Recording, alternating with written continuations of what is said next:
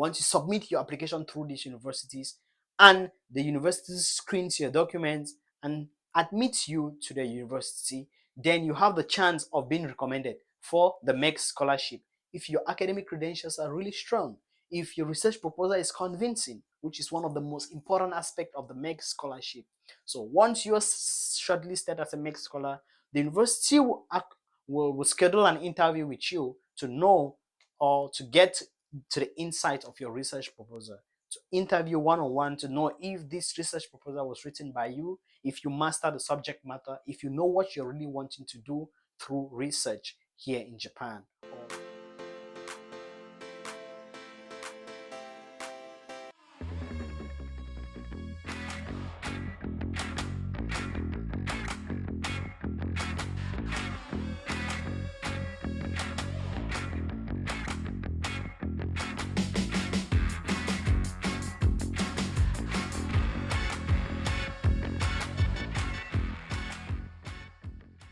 Hello viewers, nice for tuning in again. It's your boy Chris Beto.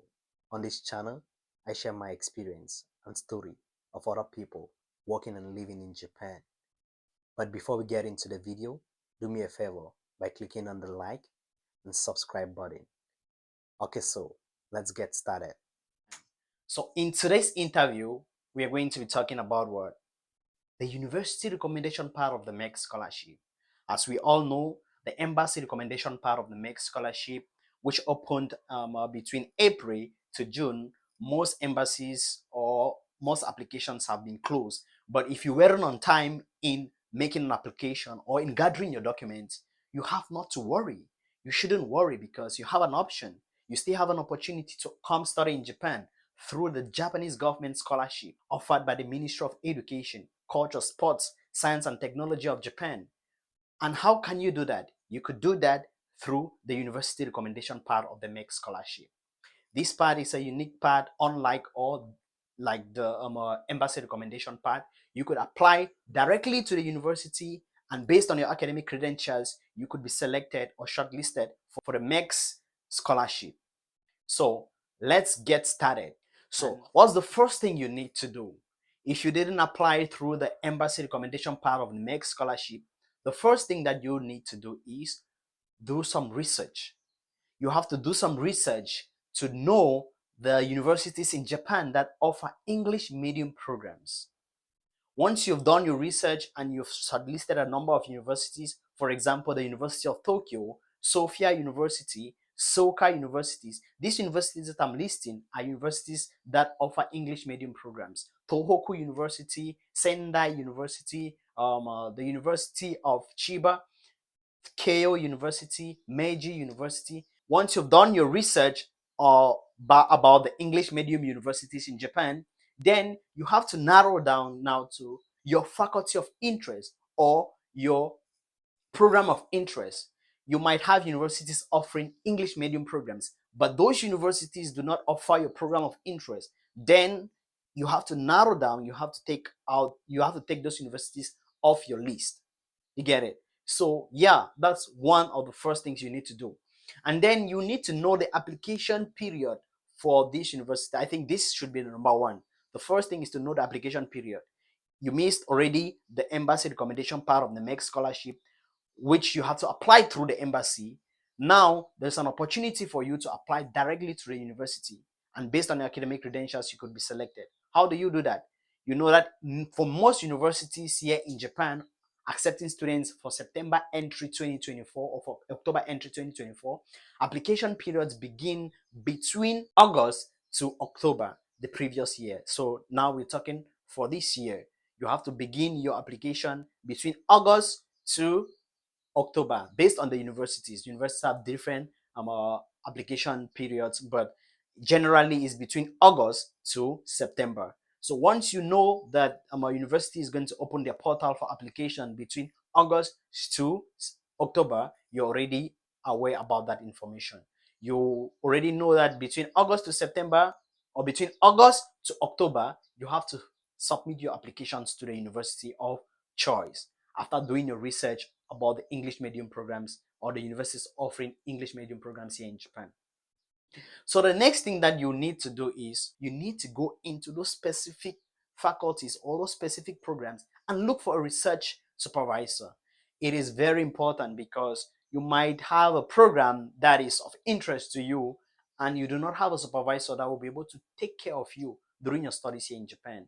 And your applications could be rejected, no matter even if you are qualified or you have good academic credentials. You could be rejected if a professor is not there to supervise you. So go through the faculty list and look for prospective supervisors that have a certain level of expertise or have expertise in your area of interest. So once you've done that, you could just jot the name of the professor down, or you write the name of the professor on your research proposal when you're writing your research proposal. So we are going to research proposal, which is something different. So once you've done the university selection process, the faculty members or the faculty or prospective supervisor, then you have to go now into gathering the necessary documents that are needed for you to apply and come study in those specific programs. Of course, we talk about the recommendation letter, which is a must, your research proposal, which is very, very important if you are to be selected for the Mext Scholarship. And then we talk about your personal statement, which is about your motivation or why you want to study in Japan, why you want to study in that specific university, why that program. So you have to make sure you prepare all those things in order to begin your application process. Okay, let's talk about the research proposal. I cannot overemphasize about the importance of your research proposal because your research proposal is the key ingredient. It's what's needed to judge if you will be granted the scholarship to come study as a graduate student or as a research student here in Japan or not. Of course, your academic credentials do count a lot. Maybe you're on undergraduate level, you had a first class degree or a second class degree. That's great. But if you do not have a convincing research plan, a research plan that will see the potential, will enable the potential donors to say, oh, this student has a good research plan. These students know what he or she is doing, or this student has seen a problem that he wants to solve through research by bringing forth policy recommendations after coming out or after going through the research process. The proposal was on food loss and waste, comprehensive analysis between Japan and Cameroon. So, as we all know, food loss and waste have both economic issues, environmental issues, and food security issues. So if we keep losing food or we keep wasting food, why there are some people in other parts of the world or why in this country we have food insufficiency, then it's a problem. So I came out with my research proposal on ways, or I came out with my research proposal for me to tackle the issue of food loss and waste here in Japan and in Cameroon. And what could we do to reduce the amount of food that is lost annually, weekly, monthly, all over Japan and in Cameroon? Then at the end of my research, I brought forth policy recommendations to the Japanese government, to the Cameroonian government on ways that they could reduce food loss and waste, being it at a farm level or at the tertiary level, that is at a consumer level. So that's what I identified as a problem that is occurring in Japan and in Cameroon, and at what stage of the food supply chain do losses occur? Does it occur in Cameroon at the farm level, or does it occur in Japan at the tertiary level, that is at the consumer level, that is at the supermarket, the convenience stores? What amount of food is being lost, and how could we reduce the amount of food that is lost at this level? So a potential donor like the Ministry of Education, Culture, Sports, Science and Technology of Japan, going through your research plan, understand like, oh, this student know what he or she is doing. There's a problem that this student has identified and this student wants to solve it through this research. And if we give he or she this grant, he will be able to make effective use of this money that we are giving the student. So I will not emphasize enough about the importance of your research proposal. Your research proposal has to identify a problem that you want to solve. It is most important in the next application process.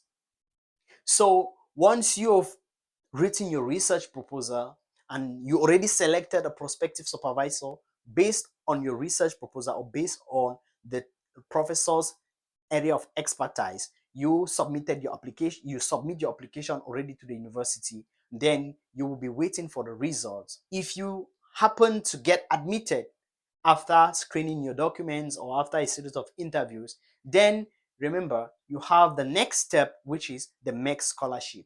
Based on your academic credentials, the university admission committee looks at your documents and say, oh, this student has a potential. This student's research plan is convincing. This student's research plan is good. And this student has a problem that this student wants to solve through his or her research. Then you will be shortlisted and you'll be notified by the university that you have been shortlisted, or you have been shortlisted for the Mext Scholarship. And of course, you have to get an interview. You need to have an interview with the university committee or the committee in charge of Mext selection process of that university. Once you have an interview with the university, to the best of my knowledge, I think the focus of this interview, they already screen your documents, they already know who you are. The focus of this interview with the university committee for the Mext Scholarship through the university recommendation part is for them to get an insight, to know if you master the subject matter, to know if you wrote your research plan by yourself, and if you master your research plan, and if it is convincing for them to really say, oh, this is the right candidate we nominated for the Mext Scholarship. So they'll basically be asking you to give a summary of your research proposal. What problems are you trying to solve? What's the methodology you will have to use for your research? And how are you going to collect data? Are you going to be collecting secondary data? Are you going to be collecting primary data? If you have to go back to your home country, how do you intend to, at what time during your research or during your study that you during your study here in Japan, you'll be going back home to collect data. But if you're not going back home, if you have to collect your data here in Japan, how do you plan to go about collecting data? Because of course we have the language barrier issues and things like that. How do you plan to do that? They want to see that you already have a clear path, a crafted path that has been designed by you. Once you design that path, they say, oh, these students know his or her shit. These students know what he or she is doing. And they say, wow, if a student is independent, if a student can carry out research with little or no supervision from the professor or from the supervisor, then it gives the supervisor little or no work. And of course, we will not be happy to have less burden or less stress. Of course, they will be happy to say, oh, this student, well, let's take this student, let's select this student for the Mext Scholarship. So once the interview finishes and they see the potential in you and based on your research proposal, which is convincing, then you will be finally nominated and selected, and you'll be recommended through Mext for the Mext Scholarship. And once Mext goes through which is formality, I think in most cases, once the university already nominates you, each university has a quota, a number of students that they have to recommend to Mext. And once the university has recommended you, Mext just go through formalities, look at your documents, and in most cases, I think you will be granted the scholarship. So once Mext selects you and you've been shortlisted that you're a Mext Scholar recipient, then you just need to prepare yourself, pack your bags, and prepare to come to Japan and study in Japan, not through the embassy recommendation part, but through the university recommendation part of the Mext Scholarship. So do not lose hope. You still have an option, the university recommendation part of the Mext Scholarship. What you need to do now is to prepare the documents, gather the necessary documents, as I earlier said, your motivational letter, your recommendation letter, your transcripts, your research proposal, which is the most important ingredient for your Mext Scholarship, and of course, understanding the time where university portals open for your applications.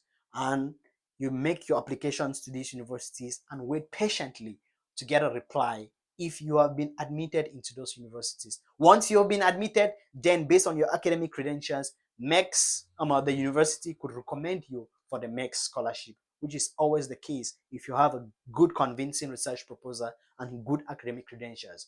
Definitely you will be recommended for the Mext Scholarship. Do not lose hope, stay focused, and yeah, come to Japan and study through the Mext Scholarship. Thank you for watching. If you loved this video and you want content similar to these, do me a favor, if you haven't subscribed, by clicking the subscribe button, and of course keep a comment on the comment section below. And of course I'll be happily ready to give feedbacks or to answer any questions pertaining to the Mext Scholarship to come study here in Japan. Thank you very much for watching. It's your boy Chris Bero here in Japan. Ciao.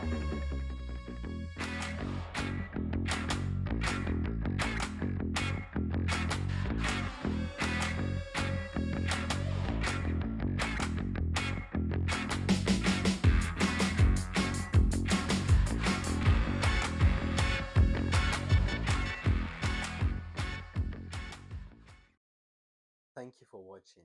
If you like my video or interested in Japan, do me a favor by clicking on the like and subscription button. See you in the next video.